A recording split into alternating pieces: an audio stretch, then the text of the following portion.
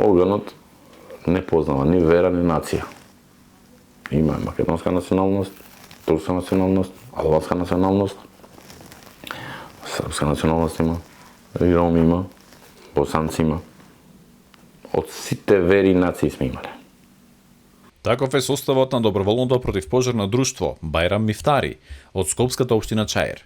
Обстојуваат 15 на години и интервенирале или помагале на речиси сите поголеми пожари, поплави, несреќи во државата и во странство. Берово, оваа година бевме неготино, цела недела и во школа спиевме, да ви кажам право. Нема пожар во Македонија кај што нема да одиме. Приланскиот земјотрес во Турција. Нивна екипа била меѓу првите што се вклучи во тамошните спасувачки акции. Стамбена зграда, 61 жител, 60 починати, само една жена после 114 часа сме ја извлекли жива. И тоа е најголема радост. Доброволните противпожарни друштва се клучна алка во системот за справување со непогоди и катастрофи.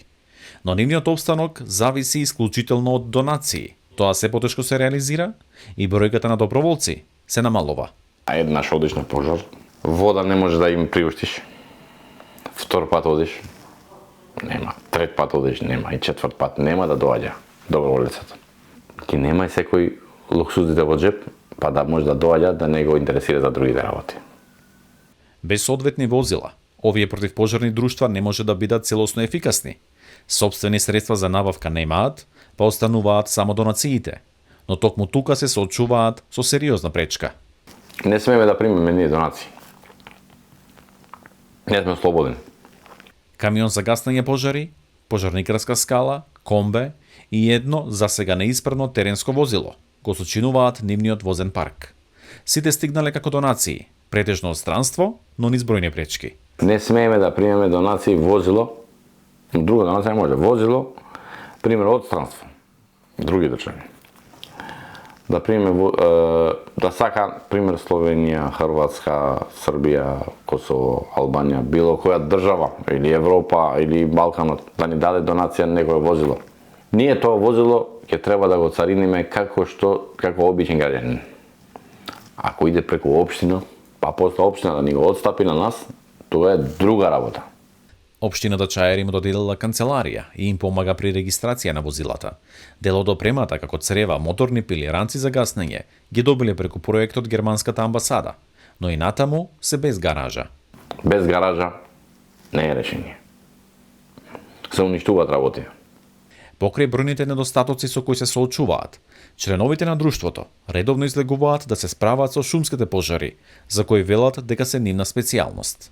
Значи, какви терени стрмни, какви места одиме, тоа е да се чудиш само кога ќе го видиш местото, а не да се качиш на камион од 17 тона вода и опрема да идеш на брдо.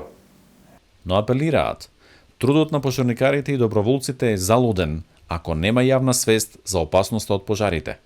Треба да ја разбудиме свеста кај луѓето. Дека не треба да се тврди догорче, не треба шкорче, не треба да се пали огин во планина. Треба да се пазиме, пошто гревота е каква шума е изгорена. Уште 30 години ќе оди, таа шума нема да биде како што било. Пошто целно запеплосана. Официјален регистар на доброволни противпожарни друштва во државата се уште нема. Дел се опремени солидно, а дел немаат ниту основна опрема. Останува да се види како тие ќе бидат вклопени во најавената реорганизација на справувањето со непогоди и катастрофи. За Гласот на Америка, Тоше Огњанов.